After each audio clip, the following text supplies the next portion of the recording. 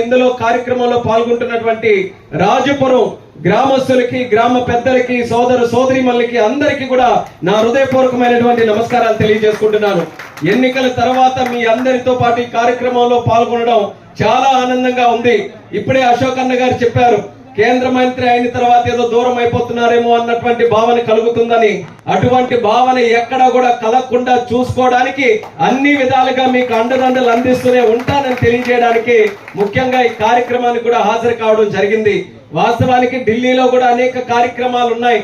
అనేక కార్యక్రమాలు ఉన్నప్పటికీ కూడా చంద్రబాబు నాయుడు గారి కార్యక్రమానికి రాలేనప్పుడు అందరూ కూడా చాలా నిరాశ చెందుతారు, బాధపడతారు.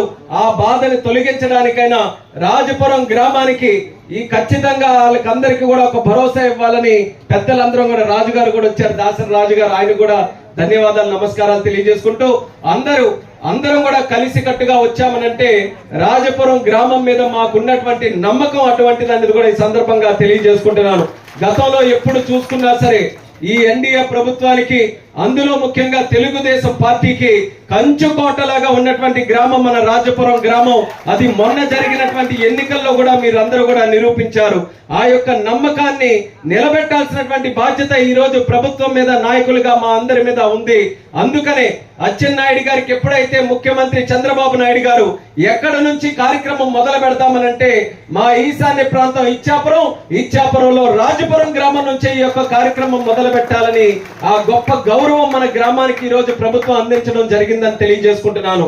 అయితే ఈ 100 రోజుల తాలూకా కార్యక్రమంలో ముఖ్యంగా మనం చేసినటువంటి కొన్ని కార్యక్రమాలు గుర్తు చేసుకోవాలి.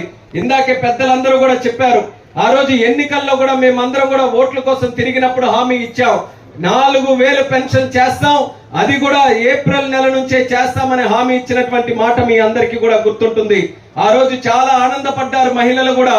ఇది మంచి కార్యక్రమం అవుతుంది, ఇది ఖచ్చితంగా ఈ ప్రభుత్వం వచ్చిన తర్వాత చేయాలని చాలా మంది ఆశీర్వదించారు.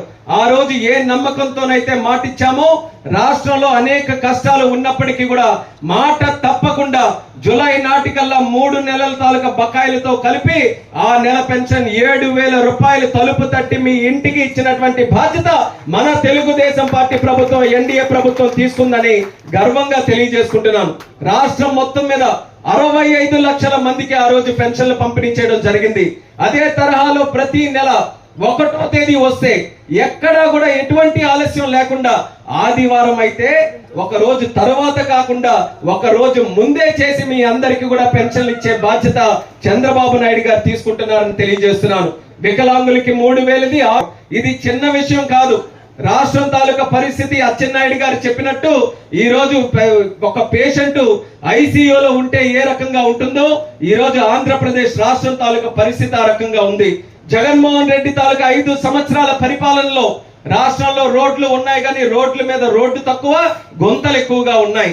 ట్యాప్లు, పైప్ లైన్లు ఉన్నాయి, కానీ ఆ పైప్ లైన్ లో నీరు తక్కువ, గాలి ఎక్కువగా ఉంది. కాలువలు ఉన్నాయి, కాలువల్లో సాగునీరు తక్కువ, మట్టి ఎక్కువగా ఉంది. ఈ రోజు రాష్ట్రంలో ఖజానా చూసుకుంటే డబ్బులు తక్కువ, అప్పులు ఎక్కువతో ఈ రోజు ఉన్నటువంటి రాష్ట్రాన్ని మళ్ళీ గాడిలో పెట్టాలని అంటే చిన్న విషయం కాదు. కానీ చంద్రబాబు నాయుడు గారు ఆయనకున్నటువంటి ఆలోచనలతో, ఆయనకున్నటువంటి అనుభవంతో కష్టాలు ఎన్నున్నా పర్వాలేదు, మనం భరిద్దాం, కానీ ప్రజలు మాత్రం మన అందరికీ కూడా ఎంతో నమ్మకం పెట్టుకొని గెలిపించారు. ఆ నమ్మకాన్ని మాత్రం మనం ఒమ్ము చేయకూడదని అంచెలంచెలుగా ఒక్కొక్క కార్యక్రమాన్ని మొదలు పెట్టుకుంటూ వస్తున్నాం. పెన్షన్ల కార్యక్రమం చేశాం, 5 రూపాయలకి అన్నం పెట్టే కార్యక్రమం. ఎవరికైనా తప్పు చేసిందా అన్నా క్యాంటీన్ అని అడుగుతున్నాను. ఎందుకు మూయించాపు కొట్టాడు, ఎంతమంది ఆకలితో ఎన్ని ఇబ్బందులు పడ్డారు ఆ రోజు. అటువంటి అన్నా క్యాంటీన్లు కూడా తెరిపిస్తామని 100 రోజుల్లోనే సుమారు 170 అన్నా క్యాంటీన్లు తెరిచినటువంటి ప్రభుత్వం మన ఎన్డీఏ ప్రభుత్వం అనేది కూడా ఈ సందర్భంగా తెలియజేసుకుంటున్నాను.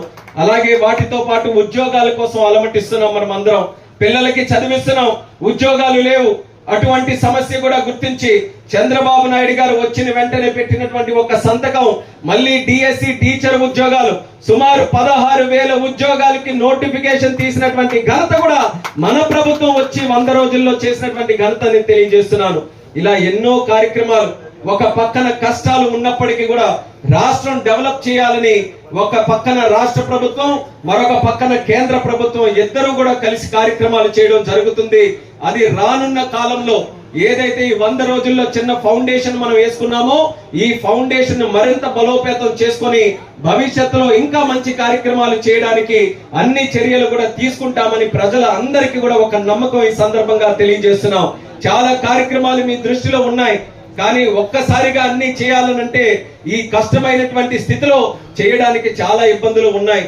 ఈ రోజు ఈ చెత్త ఏదైతే జగన్మోహన్ రెడ్డి రాష్ట్రం అంతా కూడా చెత్త వదిలి వెళ్ళాడో ఆ చెత్తని తీయడానికి ఈ రోజు పనంతా కూడా సరిపోతుంది. అయినప్పటికీ కూడా ప్రజల తాలూకా నమ్మకం నిలబెట్టాలని అన్ని కార్యక్రమాలు కూడా చేస్తున్నాం. భవిష్యత్తులో మనం ముఖ్యంగా శ్రీకాకుళం జిల్లా చాలా సందర్భాల్లో మనం అందరం కూడా మాట్లాడుకుంటాం, ఇంకా అభివృద్ధికి నోచుకోలేనటువంటి జిల్లా అని. ఆ తాలూకా రూపురేఖలు మార్చాలని ఈ రోజు యంగ్ టీమ్ తో అందరం కూడా కలిసికట్టుగా పనిచేస్తున్నాం.